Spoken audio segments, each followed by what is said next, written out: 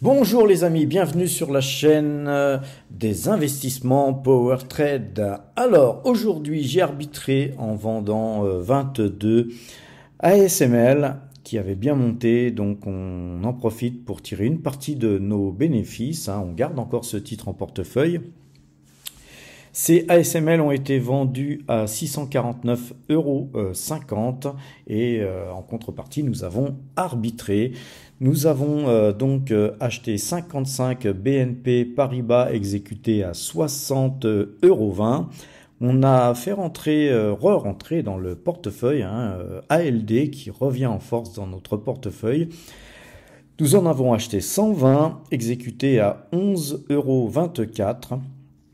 Et puis, nous avons complété aussi notre ligne AXA avec 50 titres, une petite ligne, achetée à 27,735 € et aussi la COFAS avec 255 titres, exécutés à 13,98 €.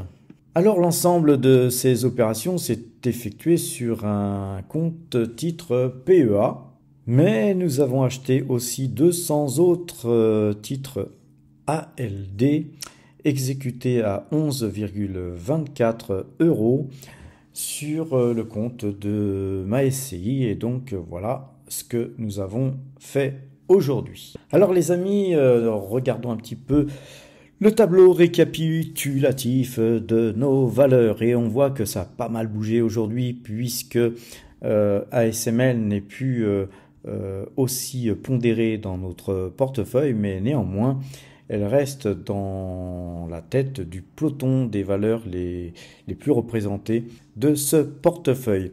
AXA prend un peu plus de poids et la COFAS aussi, et donc on voit néanmoins que ces trois titres qui sont en blanc ici, puisque je vous le rappelle, tout ce qui est en blanc est ce qui a bougé. Ces trois titres donc sont carrément derrière Total Energy, Taiwan Semiconductor et Bouygues, qui sont les trois valeurs les plus représentées de ce portefeuille.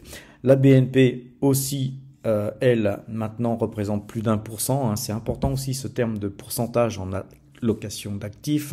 Donc BNP représente 1,17% du total de nos allocations d'actifs.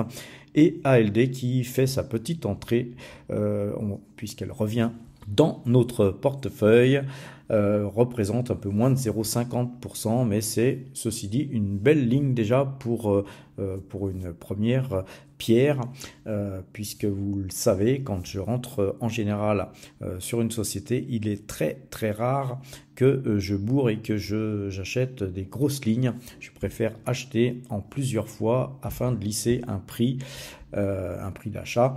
Parce que parfois nos signaux d'achat ou notre décision, puisque sur ALD on n'est pas vraiment sur des signaux d'achat, on est plutôt sur du fondamental, et on va voir cette société d'ailleurs tout de suite après. Et donc voilà, c'est déjà pas mal d'être à 0,44% d'allocation d'actifs sur le total de notre portefeuille, puisque la ligne vendue sur ASML était plus importante que le total de ce que nous avons acheté. Effectivement, nos espèces ont tendance à remonter très légèrement.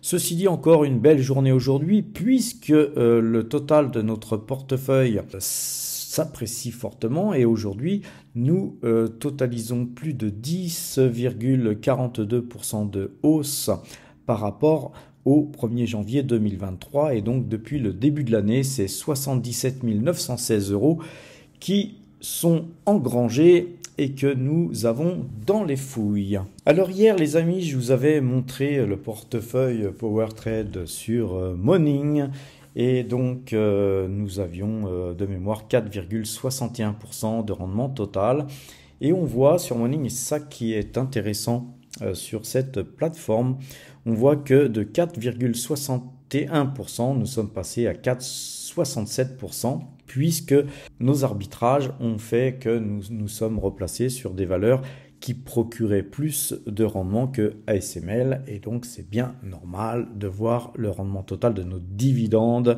progresser. Alors tout ceci pour vous montrer que c'est quand même très important d'avoir des objectifs et de pouvoir avoir un tableau de bord qui vous permet de voir où vous en êtes dans votre rendement, si vous souhaitez avoir un portefeuille de rendement, bien sûr.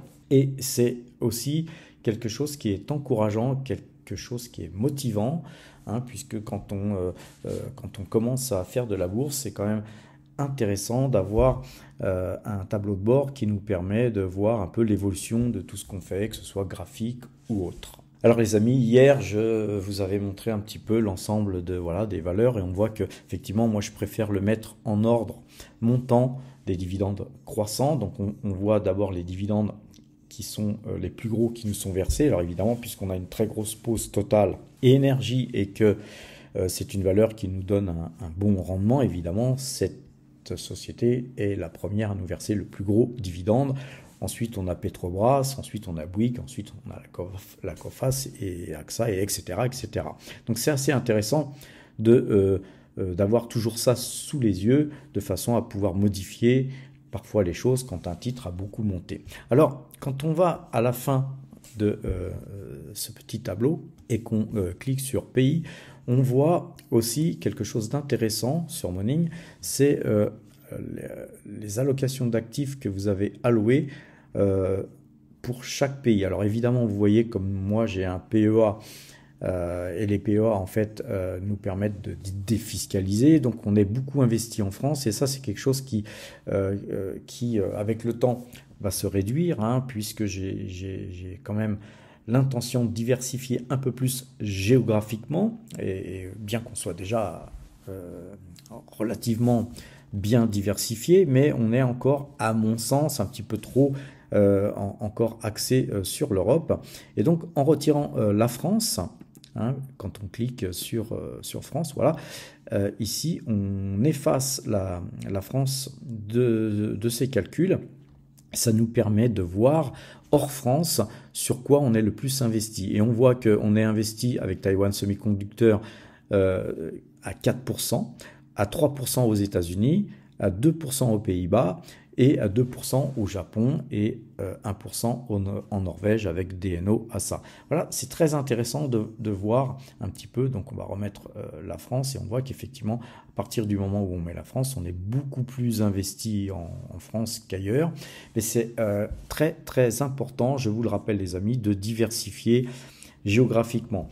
Moi, j'ai eu un parcours un peu spécial parce que j'ai commencé dans l'immobilier, j'étais beaucoup investi dans l'immobilier, j'ai beaucoup vendu et à partir de là, effectivement, de par un PEA et de par des investissements progressifs, je me suis constitué un capital grâce à un PEA et grâce aussi à des sociétés sur lesquelles j'avais des titres qui étaient achetés au sein de mes sociétés. Mais au final, ce qui est important, c'est d'avoir une certaine agilité à pouvoir, par exemple, déplacer les dividendes de votre PEA, puisque quand vous avez un PEA après 8 ans, il est quand même opportun de sortir de l'argent du PEA progressivement et puis de le réinvestir progressivement aussi sur d'autres pays comme le Japon, les États-Unis, Taïwan, etc. Donc, avant d'aller regarder les indices, regardons un petit peu la société ALD et je vais vous donner un petit peu les raisons de pourquoi j'ai choisi en mode diversification, bien sûr, d'acheter cette société. Alors premièrement, on a un PER qui est relativement très très bas. Évidemment, on peut trouver des sociétés qui ont des PER plus bas encore, mais cette société n'est pas dénuée d'intérêt. Premièrement, avec un PER de 6,35, cette société procure un rendement de 9,13% et 9,13% c'est un rendement quand même très sympathique et je vous rappelle que cette société va verser son dividende le 31 mai, le dividende sera détaché et payé le 2 juin 2023, donc un dividende de 1,06 € avec un ROE qui se situe à 15,2%. Donc 15,2 c'est un très bon ROE pour moi pour entrer sur cette valeur. Passons maintenant au point négatif. Et il y en a surtout un qui est de taille, c'est l'endettement de cette société. Donc cette société est quand même très très endettée. Mais voilà, donc c'est pas le type de société où je vous conseille de faire feu de tout bois et d'investir comme j'investis par exemple sur Total, qui représente près de 60% de mon portefeuille. Loin s'en faut, mais c'est une valeur sur laquelle on peut quand même miser, car ce type de société a besoin de s'endetter pour se développer. Alors l'endettement c'est une chose, mais le point noir, moi, que je n'aime pas trop sur ALD, c'est que le nombre de titres en circulation a tendance à augmenter, et augmenter quand même d'une manière relativement significative.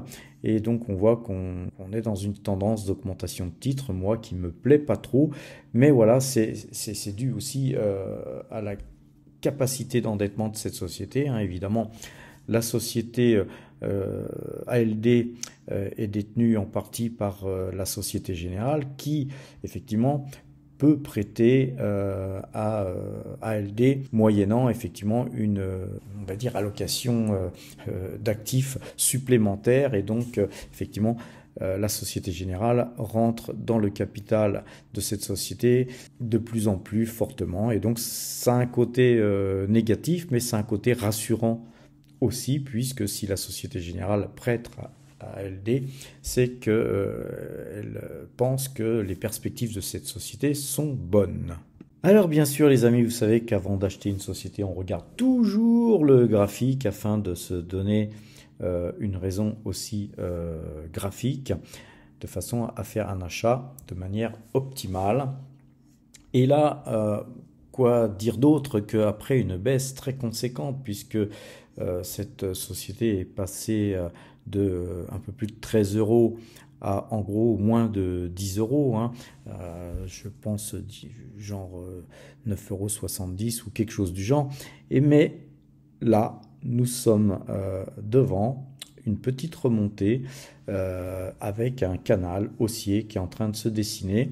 Donc évidemment, l'approche du dividende fait qu'effectivement ça attire des investisseurs qui se disent nous allons nous placer sur ce titre pour recevoir le dividende, alors que bon, il n'y a pas vraiment matière intéressante à se positionner juste avant un dividende, puisque effectivement lors du détachement du dividende, l'action baisse du même montant que ce dividende versé. La seule chose, c'est que on peut espérer que l'action reprenne progressivement les cours d'avant le versement du dividende. Mais alors là, c'est souvent une autre et d'ailleurs une toute autre histoire qui se dessine ensuite. Donc les amis, point de vue objectif, vous savez que moi les objectifs, je n'aime pas trop non plus forcément les citer, parce que les objectifs parfois peuvent tout simplement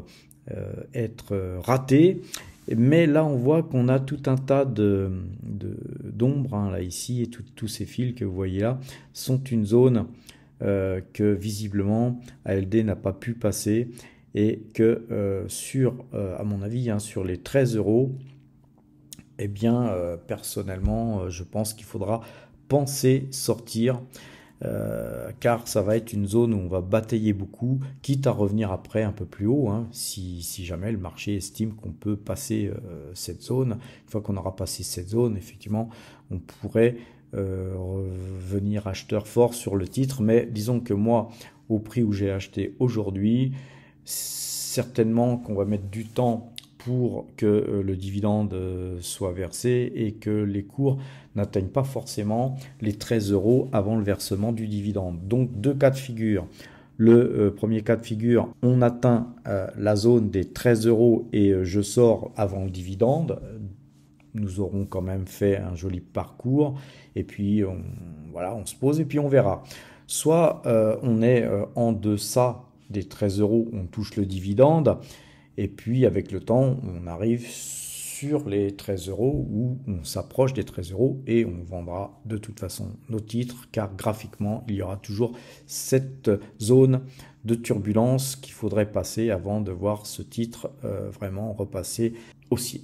Alors les amis, ce dernier graphe sur ALD était un graphe en monthly. Maintenant passons Voir un petit peu sur Metastock au niveau des algorithmes ce qu'il se passe sur le CAC 40. Alors le CAC 40 est toujours acheteur, il passerait demain, enfin lundi plutôt, vendeur à 7431 points si ces points étaient touchés.